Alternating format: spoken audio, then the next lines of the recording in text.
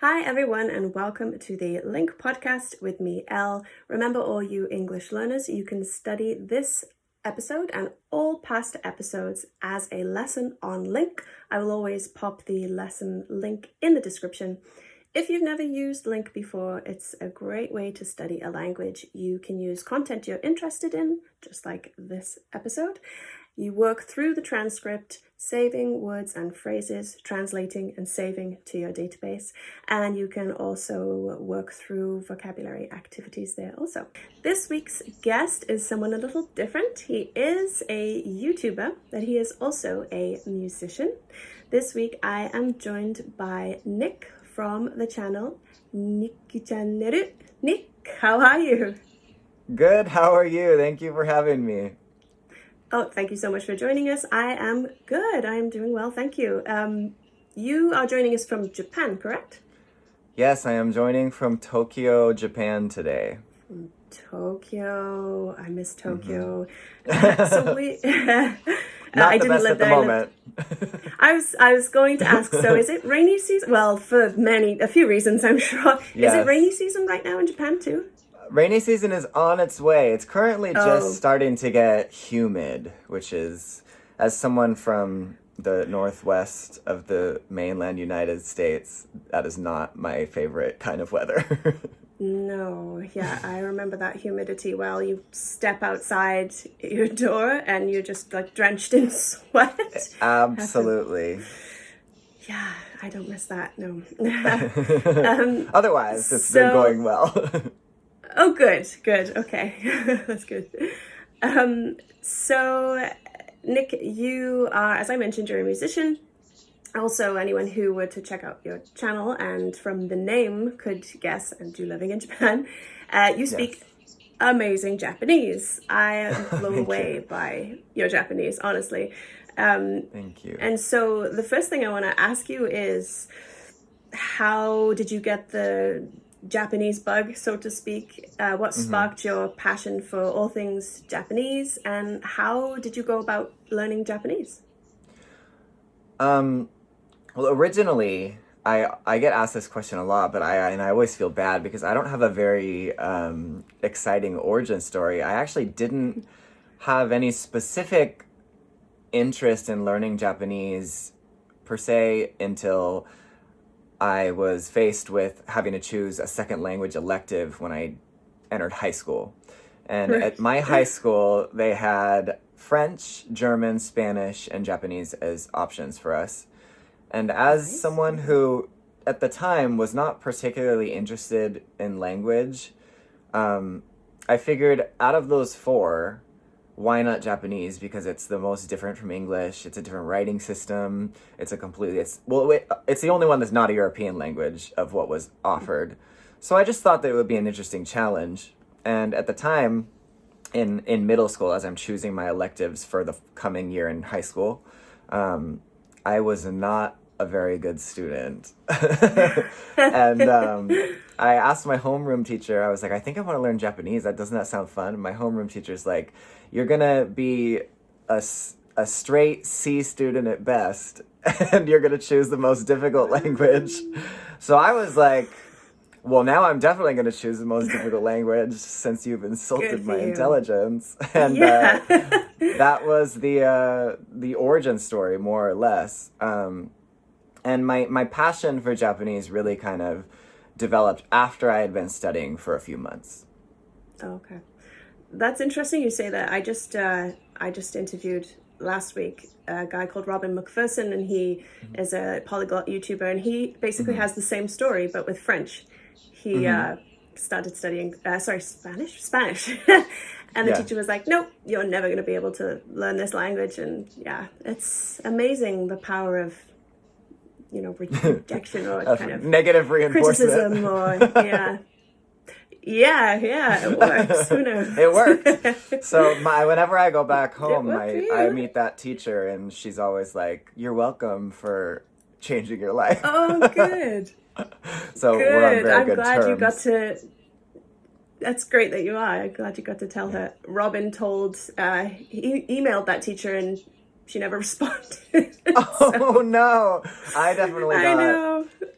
I got my told you so in a good way, I guess, kind of moment. So that was Yeah, good. yeah, that's positive. So, how long have you been living in Japan now?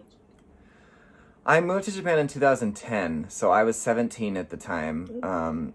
And it is now 2021, so it's about to be 11 years coming up this summer.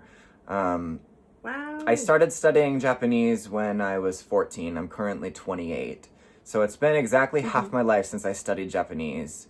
Um, Over a third of my life since I've lived here. And since I was here since I was 17, it was all of my adult life. So Right. I'm pretty in it. Pretty Yeah. committed to this Yeah, life. Yeah. for sure. Wow, 17 is so young to move to a completely different country. That must have been exciting and kind of terrifying, no? Interestingly, where I grew up, sorry, my Roomba keeps making a sound, and I'm not sure if I'm too close to it. No um, problem. Interestingly, I what was I talking about? Sorry, my It's Roomba really I would make threw the me off excuse that for much. you that it's early, but it's not that early for It's you, is not it? It's that like early. No, no, 11 no. It's like almost 11:30 at this point, and I've already been awake for quite a while now. Um, It's the so Roomba. It's the Roomba. when I first moved to Japan, there was of course a lot of culture shock in I guess the traditional sense as well. But because I grew up in, I guess you could say, the suburbs to the more like country area of the Pacific Northwest of the United States. So I came from a state called Oregon, and kind of near a city called Portland, but I didn't grow up in the city. I grew up more at the very ends of the suburbs or more towards the country area. So I always look back on coming to Japan at 17 and feeling like it was a really, really good, it was good timing in the sense that my life was going to change anyways, from going from a high school student to even if I had decided to go to a university somewhere in a city or whatever, my life was going to be changing either way. So I kind of escaped having to be like really, really accosted by the cultural differences because I was already so surprised by just the difference of living somewhere where you had to like get in the car and drive like for many, many miles to find a convenience store to there's literally a convenience store across the street from my house right now. And now that I've lived in Tokyo for so long, even getting up out of my bed and walking to that convenience store is like the most inconvenient thing in the world to me now. I would have walked like miles for a 7-Eleven when I lived in Oregon, but now I'm definitely have become a city man. Nice. And so you were always in Tokyo from age 17 until now you've been in Tokyo? Yeah, always lived somewhere Okay. in the inner city of Tokyo for the last 11 years. Okay, cool. And how are earthquakes these days in that part of Japan or just Japan in general? I don't miss those, I tell you what. Yeah, they are still, I mean, I've gotten so used to them. Earthquakes are a common occurrence. Obviously, I was here for the big one in 2011, and there's obviously been nothing like that since that time. But every once in a while, you'll get jostled awake by like a decent like 5-pointer. I forget how to count magnitude because they use a different system here. But Right. Shindo, I don't even have like earthquake level. I guess like a 3 sometimes in Tokyo, which is enough to wake you up out of sleep or at least give you a really shaky dream. Yeah. So those are still present, but fortunately nothing in the last 10 years that comes close to the 2011 one. Okay. Good, good, good. So talk to us about your career in the music industry in Japan. How was it getting into the industry? Do you find it also, I wonder, it's different. Of course, you're non-Japanese. I wonder if it's maybe in some ways that makes it more difficult, or in some ways is it can you kind of use that because you are a little different? Mm-hmm. Yeah. So I originally came to Japan completely with the intention of being a singer in Japan. So that was always my goal since high school. And I came to Japan just passport in hand. I didn't have a visa at the time, and I just went with no scheduled appointment to a bunch of record labels and agencies and said, I want to sing. I just put myself out there.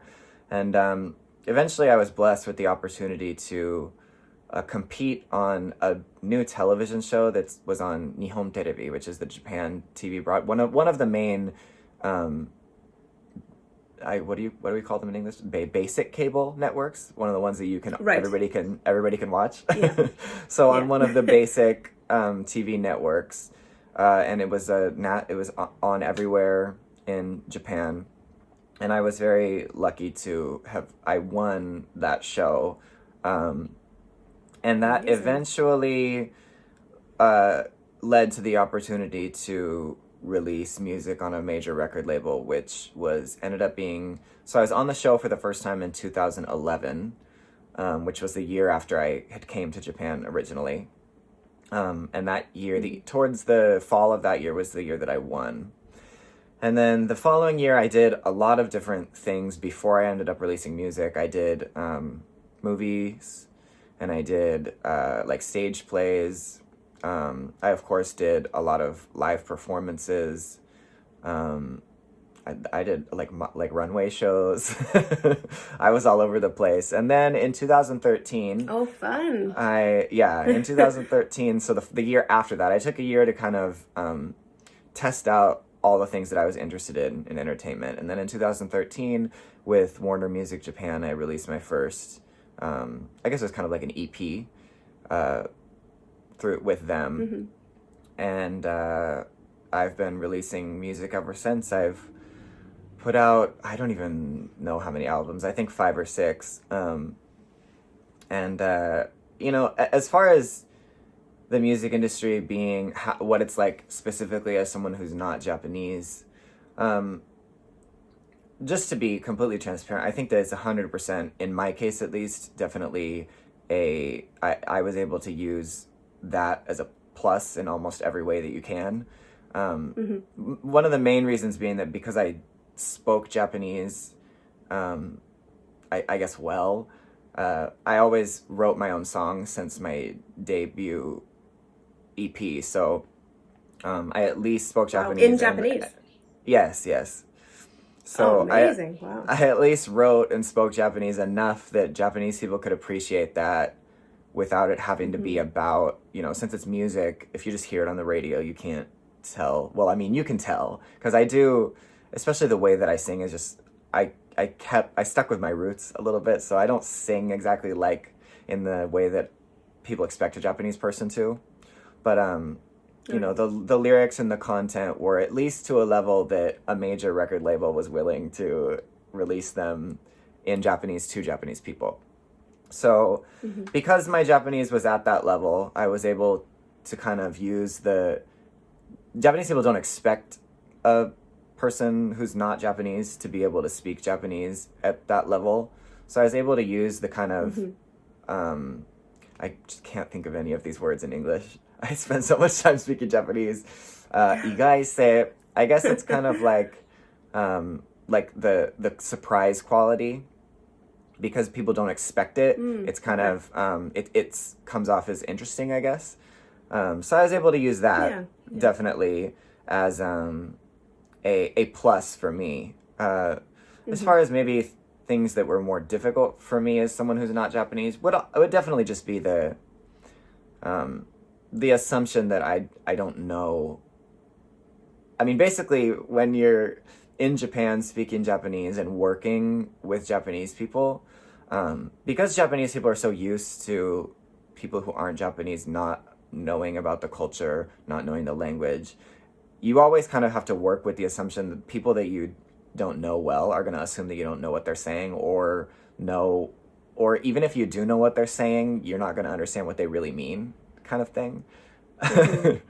So kind of being able to have your opinion listened to is something that one would probably struggle with as a non-Japanese person working in Japan. But generally, I would say that I wouldn't be in the position I was if I was not non-Japanese. So I do like to make sure that I'm recognizing that I have been afforded a lot of privilege in that sense.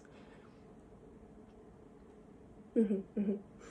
And you mentioned there that Japanese people don't expect, as you said, non-Japanese Mm-hmm. people to speak Japanese as well. Are there any standout moments where, people are speaking in Japanese and not expecting you to understand that have been kind of comical or satisfying for you in some way to turn around and be like, hey, I know what you're saying.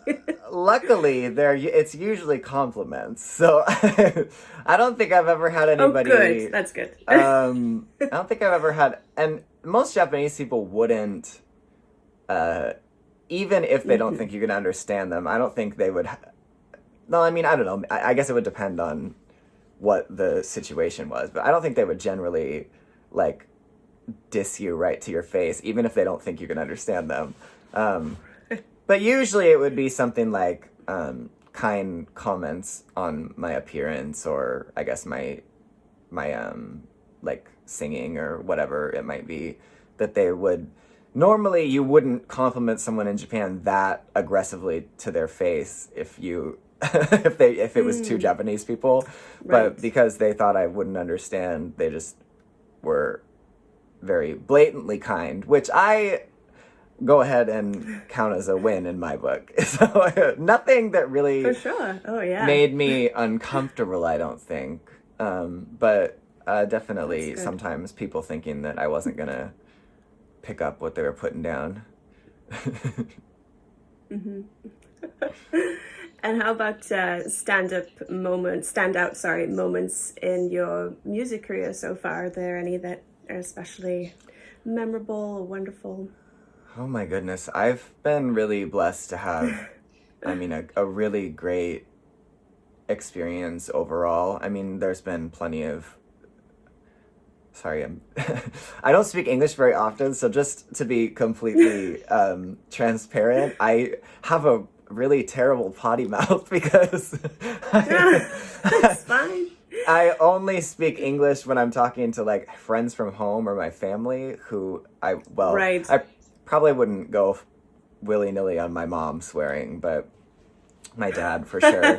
You can swear. You can swear. It's okay. This is I don't, people yeah. learning English, so swear words are English. It's all Perfect. good. I mean, there have been, really shitty moments and situations that I would have, of course, loved to have not had to endure. But that's really, I don't think any of that has been specific to Japan. So I'd say that overall my experience working in music and entertainment in Japan has been great, especially because I've been able to kind of exercise a good amount of control over my career, which isn't necessarily a luxury that's afforded to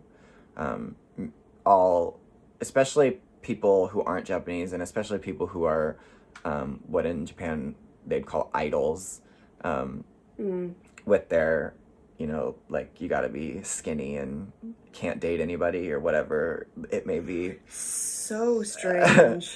Yeah, very so unique strange. culture there. And definitely as like a Western person, I think that Western people being, cultures that are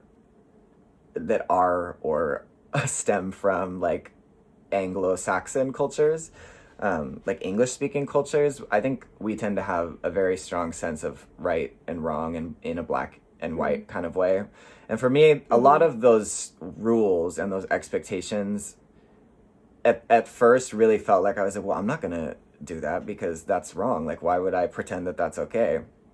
But, living in Japan for a long time, you realize that it's not like, there's a lot of gray area to things like that.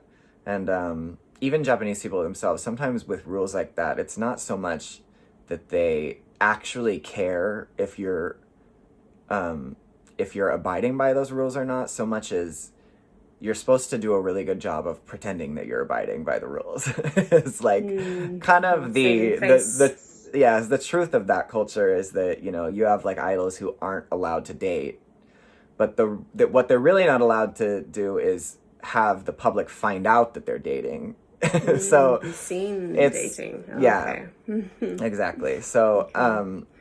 I mean, standout moments in my career have been, of course, in order would be, you know, winning the show was huge for me. Starring in a movie was very huge for me. Uh, I just recently, Wow. I think it was 2 years ago now, because of coronavirus. It's been a little longer than I would have hoped, but uh, the year before last, I released my first album where I have all the writing credits and all of the production credits. Um, so I Wow. did Congratulations. everything from the artwork to the booklet to the lyrics to the music. That was a really great one for me. And of course, very recently, for whatever reason, I started my YouTube channel last year, at the beginning of last year. Obviously at the very beginning of last year, so not with the intent of like, well, if we're all going to be at home, then I might as well YouTube. It was just happened to be that timing. But I started a YouTube channel because I had produced my own album the year before, and I was really enjoying getting to kind of like, I guess, like flex my creative muscles. And as you may have already noticed, I like talking, so YouTube seemed like a good a good outlet for that. Perfect fit. Yeah. And Wow. for And whatever it's reason, doing well. yeah, for whatever reason, I put out a video that I'm in like a wrinkly shirt with like the worst roots in the world in my fake blonde hair. And I was just having fun. And for whatever reason, that video now has like 140, or I mean, 1,004,000 views or something. Ooh, And wow. I don't know. I clearly wasn't expecting it to do that well because I look disheveled as all. but but people have been very kind to, you know, now find out about those who didn't know about me on TV or through music, especially probably younger people, because I'm going to include myself, but we're not big TV generation, so a new audience has been watching my content, so I'm very grateful for that. Those have been some really happy moments for me in my career. Excellent. Well, I know you mentioned earlier, you said I'm not sure how many even albums that I've done. I read on your website 6 mini albums and 5 full albums. Wow, Oh my you've goodness. been Oh busy. my And goodness. that's over the span of the 11 years, 10 years? Actually, because I debuted in 2013, so that's like basically almost an album a year. But I was going to release an album last year, but you know, there was I didn't want to. I mean, I don't really. I guess it's all in the past now. But I made the whole album, and then I ended up deciding that it just wasn't the time to release it. And it wasn't really the message that I wanted to be. Not that it was about anything that is like rude, like in regards to the situation with the pandemic, but it just wasn't, my heart wasn't in it anymore after, you know, experiencing especially the first half of last year with all the really heavy lockdowns in Japan and whatnot. And unfortunately, my heart just didn't return to it. So the whole new album, it might have been 6, but it is going to remain 5 until I finish the new album that I'm working on. Yeah. Oh, okay. And you're working on the new album now? Because I know you're also in a play, which I wanted to ask you about. Is that Yes. yeah. What's the Um, play? the play is called Lazy Midnight. It's about basically um, Japanese people are real sticklers for not saying the actual name of the inspiration. So I'm just gonna say there's a Oh. there's a there's a a national television station that's run by the government in Japan. I'll let everybody just remember Okay. what it's called by themselves. And we kind of like play on that and call our TV station in the play NKH. So it's a story about like a group of people working on making a new television program for this completely fictional NKH station. And KH, I love it. and it's basically about like the directors and the producers and the assistant directors and the people kind of working to make that show a reality, and kind of just the ups and downs of that, and then a bunch of different like surprise there's like fantasy elements to it as well. It's the first stage play that I've done in almost exactly 10 years, because I did my first stage play when I was 19. And oh my God, was that not a bad experience, but it was a very difficult experience, because that play and this current play, I'm the only foreign person, the only non-Japanese person, non-native Japanese person in the cast. So I have to be extra careful to make sure that I'm not, when I'm not, my Japanese is not giving away my foreignness. Because Wow, I'm just, that's my tough. character's name is Iwabuchi Kotaro, so it's just a Japanese name. So I guess that's the fantasy element. But Excellent. yes. So working on a play, working on a new album, and how about your channel? What can everyone who's going to rush and subscribe to your channel after listening, what can they expect moving forward from your channel? Interestingly, I originally wanted my YouTube channel to be a travel channel, because one of my biggest passion after music and language is travel, which, I mean, actually my big passion is that I just love culture in all forms, specifically art, and the way that influences kind of culture as a whole. So a big part of that is traveling to see all these different places, and the way that each place has kind of left its mark on society at large. And so I travel a lot within Japan because as a musician, I tour. And so my original plan with YouTube was that I was going to take YouTube along with me on these tours. And I usually am, I was going to say forced to, like I'm at gunpoint. My management forces me to go back to Tokyo. But I end up being scheduled to do like, because of the way that Japan is shaped and the proximity of everything, I end up going to a city, doing a show, that night going to the next city, sleeping in a hotel, doing a show the next day, going to the next city. So I don't really get to like sit and not sit, but stay and enjoy each particular place. Appreciate where you are. Yeah.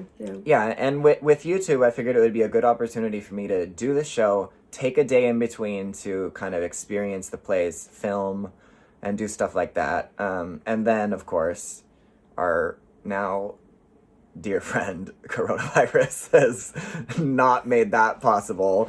So my YouTube channel kind of ended up being a, I guess, commentary sort of channel. And I mostly kind of sit and talk about, which is fine with me because that's interesting to me as well. But I talk about kind of the ways living in Japan has changed me as an American person or a Western person or a man or whatever.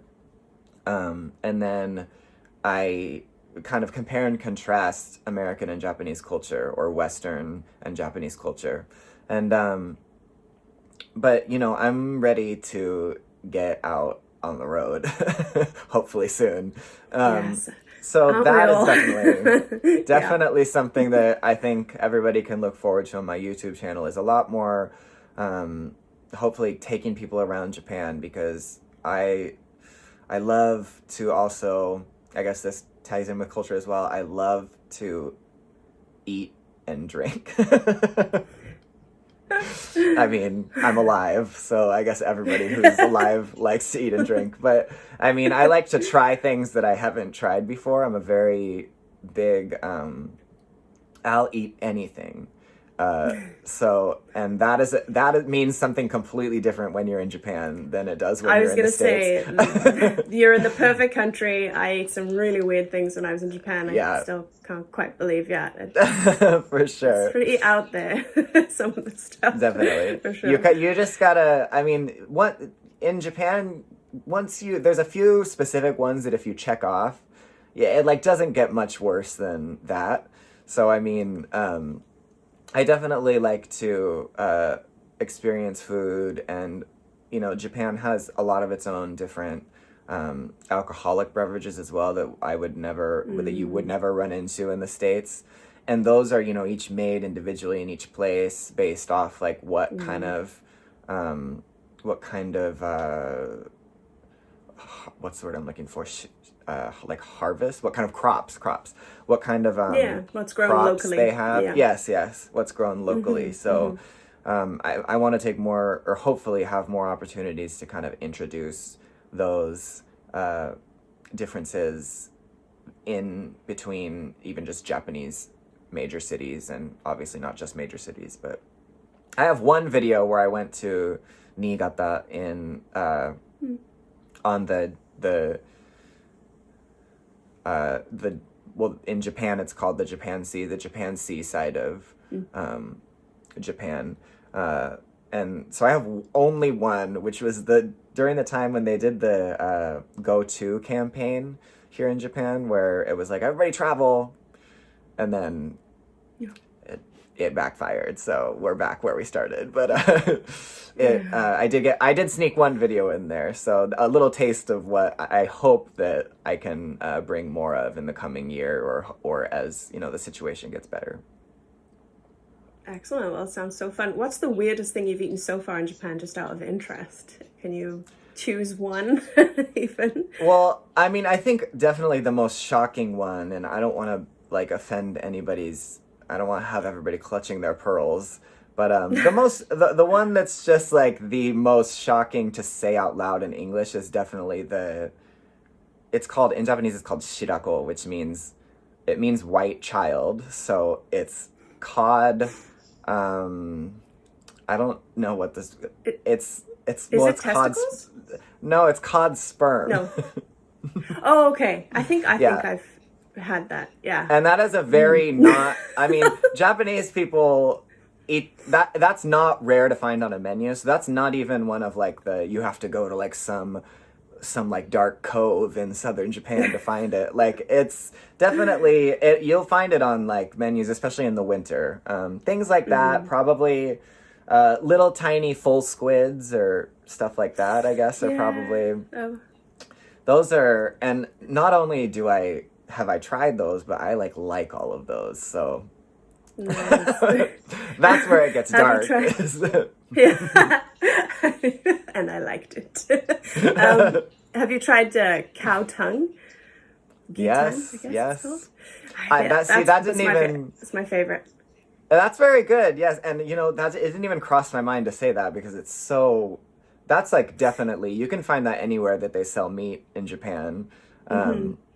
I mean, usually they're not feeding it to you as is, so it just looks like a piece of meat by the time it arrives at your plate. But definitely when I had my dad come over, my dad and my brother come over, and as soon as I was like, well, we'll get this like thigh meat and this like rib meat and then the tongue, and my dad's like, the what? Excuse me. Like, the tongue, like what? That, and probably older Western people aren't as shocked by this, but my generation is shocked even by like liver. So like just like a thick piece of liver. Apparently my grandma is like, we used to eat. My grandma doesn't have an accent. I don't know why I just. Well, I mean, she has the same accent as me. In my day, we used to eat liver. Yeah, so It's good for you, apparently. they used to eat liver apparently, but my parents' generation finds that to be just so offensive. But the tongue and the liver are staples for sure. It's high in iron, I know, liver. I think Yeah. it's I can't eat it. Yeah. I just don't like the taste, but It I has get that it's a good for unique you. texture as well, so I understand why people would not be, huge fans of the liver. Yeah. Especially because Japanese people are all secretly eating it raw, if you weren't aware. I was not aware. Yeah, you're Really? not supposed to eat it raw because Ooh. obviously I mean, it's not a super common thing, but obviously it can be contaminated and it can make you sick. But Japanese servers will come up to you and be like, with a plate of liver, and they'll be like, make sure you cook it. And Oh, everybody's like, oh, okay, we're gonna cook it. And then just like, without oh, even touching the wow. grill, just kind of like pass it over and then straight raw into, it's called nebasashi. And that's Oh definitely my goodness. quite the delicacy. So, yeah, I Acquired mean, taste. those ones have become so second nature to me. I forgot that they were even gross. So I mean, not, it's gross to me because it's gross to me. Like I like to try different Yeah, foods, yeah, but yeah. I can't do liver. But so you eat that then? Do you eat it? You've eaten it raw, or you Oh will eat yeah, it raw when you're out in a restaurant? absolutely. Wow, wow, I prefer it raw. wow. Because Ooh, you've been when it's living in Japan cooked, for a long time. yeah, when it's cooked is when it gets that really kind of like sandy texture. Um, and when it's raw, I mean, there's no way that I'm going to explain it that it's going to be like, oh, that sounds better. I mean, it's awful if you don't like that stuff, but I mean, I've never been a picky eater, but I had no idea I was this not picky of an eater until I came to Japan.